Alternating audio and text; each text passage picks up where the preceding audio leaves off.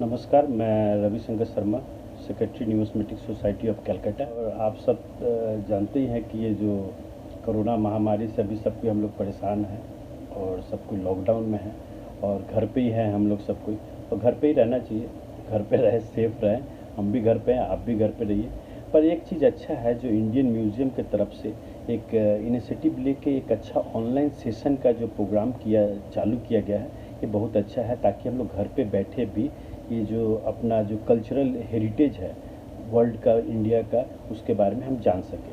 तो आज जो है हम आपको न्यूमिस्मेटिक में जो कॉइन होते हैं, जो कॉइन के मिंटिंग टेक्निक्स होते हैं, उसके बारे में हम आपको बताना चाहते हैं कि किस तरह से एंशिएंट में एज वेल एज जो मिडिवल पीरियड होता है उस टाइम में किस तरह से कॉइन जो है बनते थे या कॉइन के मिंटिंग होते थे। तो मेनली जो है जो हम लोग के भारतवर्ष में जो है जो टेक्निक यूज़ किया गया है, जिस टेक्निक्स पे हम लोग के कॉइन्स जो बनते हैं, वो टेक्निक आपको हम बताएंगे। तो जो मिंटिंग टेक्नोलॉजी जो है, जो कि हम लोग के इंडियन कॉइनेज में, अर्ली जो इंडियन कॉइनेज में जो मिंटिंग टेक्निक्स है, वो मेनली जो 4 तरह से यूज़ होते थे, जो टेक्निक्स जो होते थे। एक है पंच मार्क, आर्केप, मल्टीपल डाई स्ट्रक।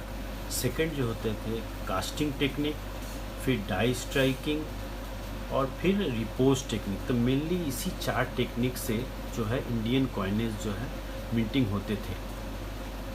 तो अर्लीस्ट अगर बोला जाए हम लोग के भारत के सिक्के जैसे हैं, भारत के सिक्के 6 to 5th सेंचुरी BC जो है, 6 to 5th सेंचुरी BC में जो देखा जाए तो जनपदा कॉइन्स थे। अलग अलग जो जनपदास थे, 16 महाजनपदा, उनके अलग अलग कॉइन्स थे। साथ में इम्पीरियल, उसके बाद में जो पंच मार्क आए। तो ये जो पंच मार्क जो कॉइन्स है, यही सबसे अर्लीस्ट कॉइन है और ये सारे कॉइन जो है पंच मार्क टेक्निक से बने हुए हैं। जैसे कि जो मौर्यन जो पंच मार्क है, वो जो मगध मौर्यन कॉइनेज भी हम लोग उसको बोलते हैं। तो जो अलग अलग 16 महाजनपद थे, जैसे काशी, कौशल, अंग, मगध, बिजी, अलग अलग जो 16 महाजनपद के अलग अलग कॉइन्स थे, यही सबसे अर्लीस्ट कॉइन में आते हैं। और ये सारा ही जो है कॉइन्स जो है ये पंच मार्क टेक्निक से बनते थे। तो जो हम लोग अर्लीस्ट मगध वाले कॉइन्स जो देखेंगे, उसमें जो अलग अलग सिंबल्स के साथ में खास तौर पे दिखा जाता है, जो है एक सन सिंबल, एक धर्म चक्र। ये 2 सिंबल हम लोग को जो है इम्पीरियल जो पंचमार्क कॉइन में दिखते हैं, और उसके साथ में और भी 3 सिंबल दिखते हैं जो कि नेचर से रिलेटेड हो।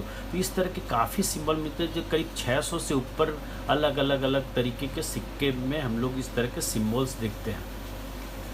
तो किस तरह से उस टाइम में कॉइन्स के ब्लैंक बनते थे। सबसे पहले क्या होता है कि कॉइन किस तरह से बनते थे, और उसके पहले क्या है कि कॉइन के ब्लैंक किस तरह से बनते थे। तो सबसे पहला क्या है कि किस तरह से जो सीट होता था, एक 2 तरह से मेनली जो है कॉइन के पंचमार्क के सीट बनते थे। एक ब्लैंक मतलब एक सीट इस तरह से जो है, ये टेक्निक से पहला जो है ये सीट के हिसाब से बनते थे। दूसरा एक टेक्निक है वो ड्रॉपलेट, ब्लैंक बनाने के लिए ड्रॉपलेट टेक्निक से। ये 2 टेक्निक से मेनली जो है जो पंचमार्क के ब्लैंक्स बनते थे। तो क्या किया जाता था, सबसे पहले इस तरह से मेटल को एक किसी भी बर्तन में गला लिया जाता था। गलाने के बाद में इस तरह से ढाल दिया जाता था। ढलाने के बाद में उसे पीट कर अपने थिकनेस के अनुसार उनको बना लेते थे। और इस तरह से ये क्या है कि उसे एक सीट बनता था, सीट जिससे हम लोग काट के वो क्या करते थे, उसके ब्लैंक बनाते थे। तो इस तरह से ये ब्लैंक बनने के बाद में क्या होता था कि उन लोग इस तरह से अलग अलग कटिंग करके एक्यूरेट वेट, शेप उस समय मेन चीज़ नहीं था। मेन जो था उस समय हम जो था वो था वेट, उसका शेप कोई मायने नहीं रखता था, पर वेट मायने रखता था। तो एग्जैक्ट वेट का तो शेप किसी भी शेप में कटिंग कर लिया जाता था, और क्या होता था इस तरह से उसके ऊपर में ब्लैंक किया जाता था। ये उसके पंच के डाई हैं, जैसे कि अलग अलग जो डाई यूज़ होते थे। ये जैसे ये डाई है और ये इनक्यूज इसमें इम्प्रेशन आता है। ये है अलग अलग पंच बोल सके या इंडिविजुअल डाई, इसी से ये जो है पंच मार्क जो है मिंटिंग होते थे। ये सबसे पहले इस तरह से अगर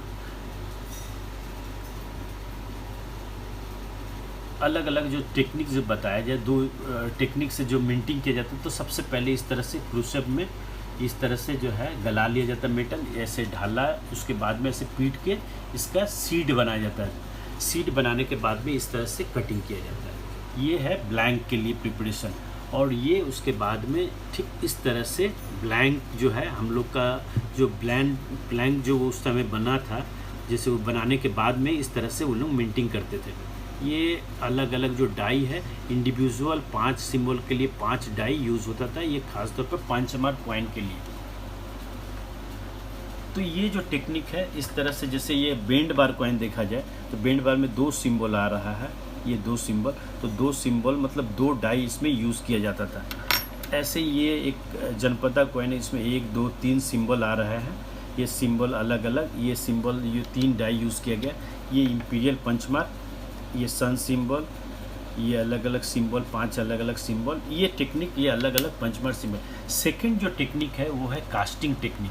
कास्टिंग टेक्निक में एक साथ में काफ़ी कॉइन एक ही टाइम में जो है प्रिंट होते थे, पर इसमें प्रॉब्लम क्या है कि एक बार डाई जो बनने के बाद में मोल्ड जो है वो टूट जाता था। टूटने के बाद में वो फिर काम नहीं आता था, तो उसके लिए दोबारा फिर से वो मोल्ड बनाना पड़ता था। तो ये जैसे है 2-3 तरह के टेक्निक यूज़ किए हैं कास्टिंग में। एक होता था single mould production. Single mould production मतलब क्या है, एक तरफ में ही इम्प्रेशन इसके दिखेंगे, दूसरे तरफ में ब्लैंक, मतलब जो मोल्ड जो बनता था वो एक ही साइड बनता था, दूसरे साइड में ब्लैंक, यानी मोल्ड के ऊपर में ऊपर से ढाल दिया जाता था, तो इसका इम्प्रेशन जो है इसके ऊपर में रेज टाइप का इम्प्रेशन ये आ जाता था, और दूसरा एक साइड में ब्लैंक। तो ये क्या है, बहुत कम मिंटिंग होते थे, एक टाइम में एक कॉइन बनते थे, तो ये ज़्यादा पॉपुलर नहीं हुआ, बहुत कम कॉइन इनसे निकले। ख़ास तौर पर गया के कॉइन, राजगीर के कॉइन मिलते हैं इसी टेक्निक से बने हुए। उसके बाद में एक आता है डबल मोल्ड कास्टिंग टेक्निक।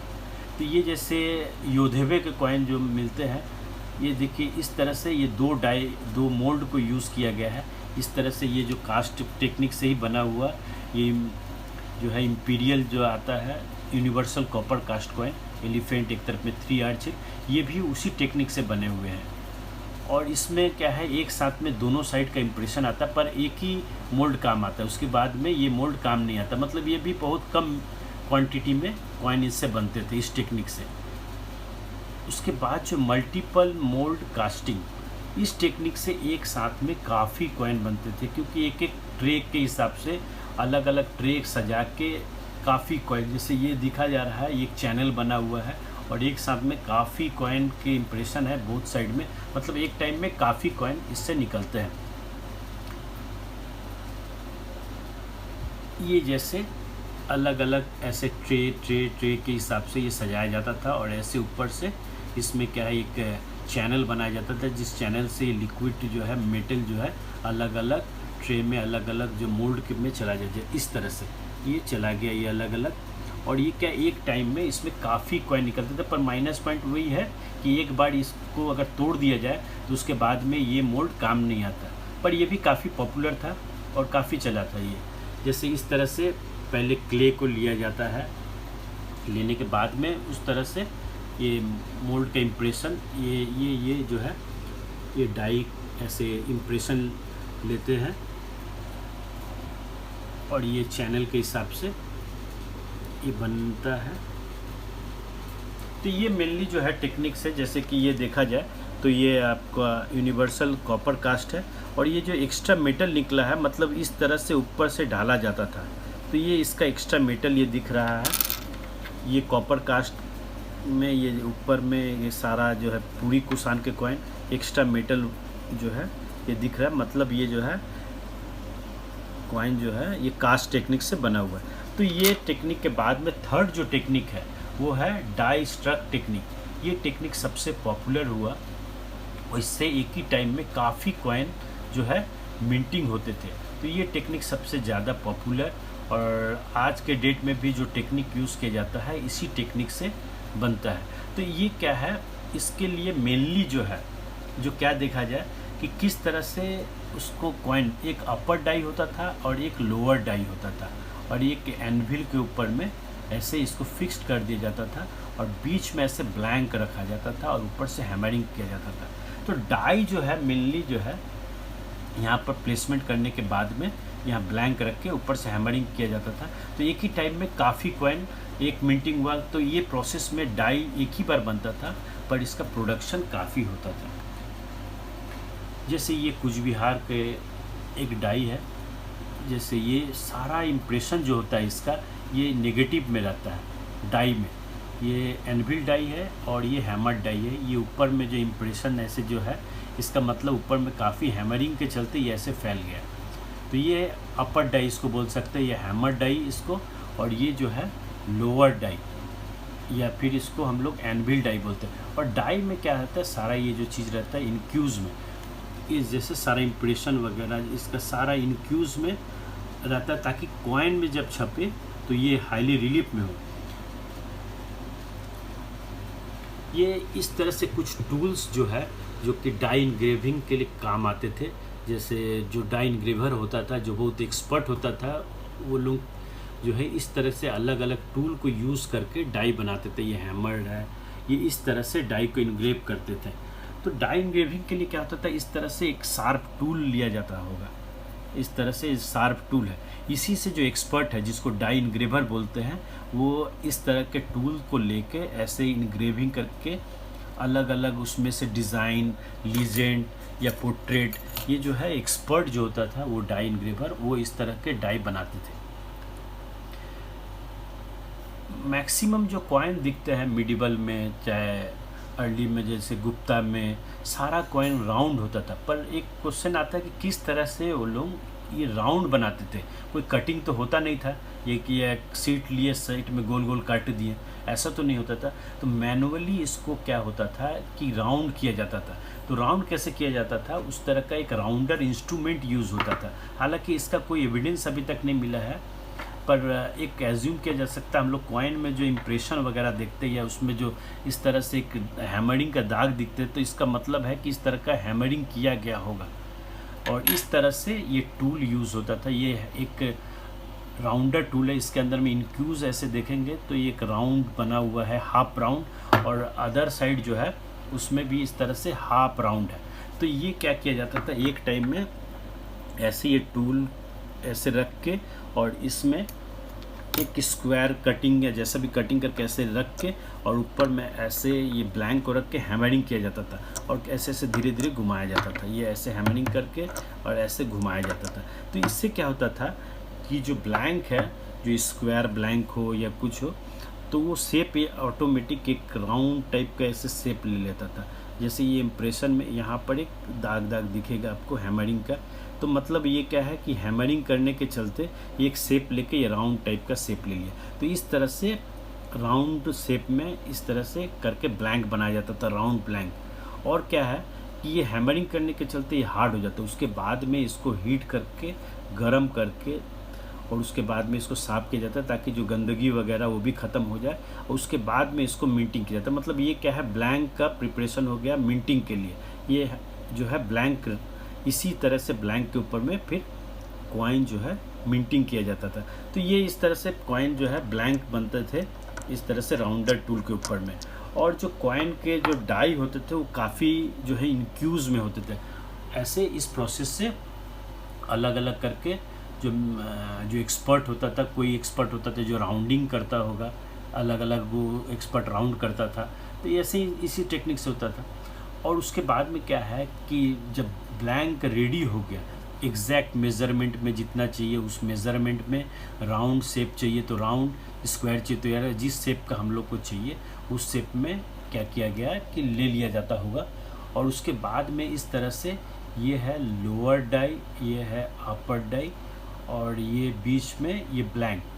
तो एक ही टाइम में यहाँ पर दोनों साइड का इम्प्रेशन आ जाए, क्योंकि ये जो है ये डाई में जो इम्प्रेशन जो है, जो इनग्रेविंग जो होता है वो इनक्यूज़ होता है। तो जो कॉइन में आता है वो आएगा रेज्ड में, काफ़ी रेज्ड में आ जाते हैं वो सारे कॉइन के ऊपर।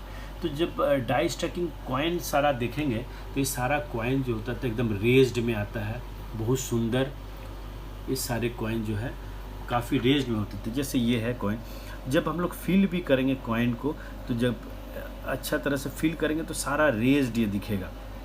ये कुसान के कॉइन है, ये भी डाई स्ट्रक टेक्निक से बना हुआ है और इसमें ये लीजेंड वगैरह, और जो डाई होते थे वो बड़े होते थे, फ्लैन छोटा होता था और जो डाई होता था बड़ा। तो इसलिए कोई ज़रूरी नहीं है कि एक ही कॉइन में पूरा इम्प्रेशन आ जाए।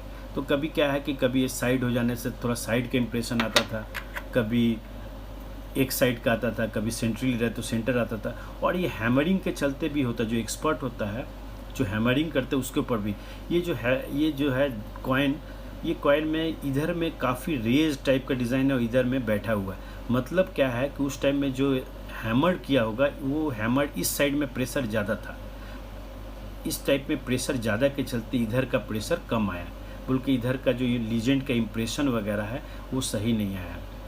तो ये जैसे कॉइन है हुसैन शाह के कॉइन बंगाल सुल्तान, तो इस कॉइन को भी देखेंगे तो हम लोग काफ़ी रेज्ड दिखता है इसमें, और ये सारा इम्प्रेशन वगैरह जो है रेज्ड। और ये टेक्निक सबसे ज़्यादा चला, जो आज के डेट में भी यही टेक्निक पे सारे कॉइन बनते हैं। तो मेनली हम लोग जो देखें कि जो डाई स्ट्रक कॉइन है, डाई स्ट्रक कॉइन में जो खास देखा जाता है, जो उसके डाई होते हैं वो इस तरह से ऐसे इनक्यूज, और इसमें एक ये जो बीट टाइप का दिख रहा है डॉटेड टाइप का, इसके लिए डॉटेड जो एक टूल होता है उससे करके इम्प्रेशन किया जाता है ताकि ये इनक्यूज हो। और ये फिर जब डाई में जब उसका कॉइन डाई से जब कॉइन निकलता है तो वो पूरा एकदम रेज टाइप का डाई निकलता है। तो ये कॉइन से इस तरह से डाई स्ट्रक कॉइन का जो सारे कॉइन से जो है ये बहुत ही रेज्ड और पॉपुलर सबसे और सबसे ज़्यादा चले। जो फोर्थ टेक्निक है वो है रिपोज टेक्निक। ये रिपोज टेक्निक जो है बहुत ज़्यादा पॉपुलर नहीं हुआ। एक तो क्या है कि ये काफ़ी लाइट वेट का होता है और बहुत पतला होता है, जिसके चलते क्या है कि ये बहुत जल्दी नष्ट हो जाता है। तो ये टेक्निक में क्या है कि बहुत ही पतला थीन प्लांचेट होता था, और उसमें जो इम्प्रेशन होता था, जो एक तरफ का इम्प्रेशन वो बहुत ही रेज्ड, ये जैसे इम्प्रेशन बहुत ही रेज्ड। अगर हम लोग कॉइन भी देखें तो इस तरह से ये कॉइन है एकदम रेज्ड टाइप का, इसका डिज़ाइन वगैरह सब है, और जो बैक साइड है वो इनक्यूज टाइप का है और काफ़ी पतला है। अगर दूसरा कॉइन की तुलना में देखें तो ये थिकनेस से मालूम चलेगा ये कॉइन का थिकनेस कितना मोटा है और ये कितना पतला है। तो ये जब भी जो रिपोज टेक्निक का कॉइन होता था ये बहुत ही पतला होता था। ये जैसे हरिकेला का कॉइन है, ये भी काफ़ी पतला है और काफ़ी बड़ा है। अगर देखा जाए तो बहुत बड़ा है और बहुत पतला है एकदम। एक तरफ में नेगेटिव टाइप का इम्प्रेशन है और एक तरफ में इसमें ऐसे रेज टाइप का बना हुआ है। तो ये बीड वगैरह एकदम रेज्ड है, देखा जाए तो एकदम रेज्ड बीड है, और इस टाइप में इनक्यूज सब आता है। तो ये टेक्निक जो है बहुत ज़्यादा पॉपुलर नहीं हुआ था। ये टेक्निक में बहुत ही कम कॉइन बने हुए थे। ये जैसे हरिकेला के कॉइन्स है।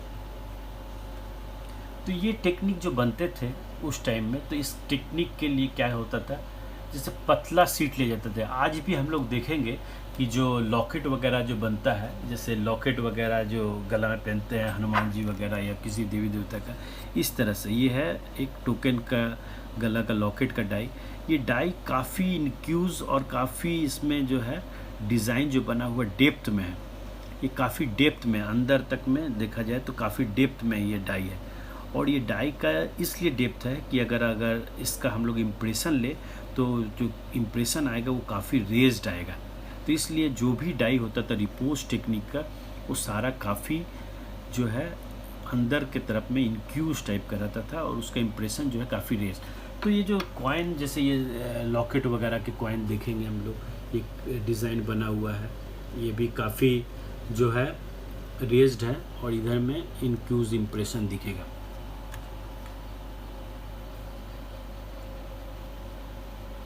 तो मेनली जो है उस टाइम में क्या किया जाता था, इस तरह से एक सीट ले लिया जाता था। वो सीट को जो है हैमरिंग करके काफ़ी पतला एकदम थीन टाइप का इस सीट को बनाया जाता था, इस तरह से काफ़ी पतला। उसके बाद में इसको कटिंग करने के बाद में इस तरह से डाई जो होता था, जो कि काफ़ी इनक्यूज्ड जो डाई होता था, उसके ऊपर में इस तरह से सीट रख के ऐसे सीट रखा जाता था। और सीट रखने के बाद में, क्योंकि ये बहुत पतला थीन प्लैंचेट है, इसलिए इसके ऊपर में एक इम्प्रेशन चाहिए होता था, जो कि एक और सपोर्टिंग कोई चीज़ जिसके ऊपर रख के इस तरह से हैमरिंग किया जाता था। तो हैमरिंग करने के बाद में ये क्या होता था कि जैसे इम्प्रेशन जो है इसके बीच में जो सपोर्टिंग दिए, उसके हैमरिंग के चलते क्या है कि और डेप्थ अंदर तक जाता था। और अंदर जाने के बाद में ये क्या है, इम्प्रेशन से इस तरह से एकदम रेज्ड टाइप का इसमें इम्प्रेशन आ जाता है। और इस तरह से ये इनक्यूज टाइप का, ये इनक्यूज एकदम इम्प्रेशन। तो ये जब फील करेंगे तो ये और ज़्यादा जो नॉर्मल जो कॉइन होता था उससे भी काफ़ी जो है रेज टाइप का ये इम्प्रेशन ये रिपोज टेक्निक में आता है। तो मेनली जो है हम लोग जो जाने कि किस जो मेनली जो टेक्निक्स जो यूज़ होता था इंडियन कॉइनेज में, वो 4 टेक्निक ही यूज़ होके सारे कॉइन बने हुए हैं। जो कि अपना इंडियन कॉइनेज को देखा जाए तो 4 टेक्निक, जैसे पंचमार्क टेक्निक जो है, पंचमार्क टेक्निक का, और कास्टिंग टेक्निक, उसके बाद में डाई स्ट्रक और ये रिपोज टेक्निक। इसी 4 टेक्निक से जो हम लोग के इंडियन कॉइनेज है वो हम लोग के बने हुए हैं।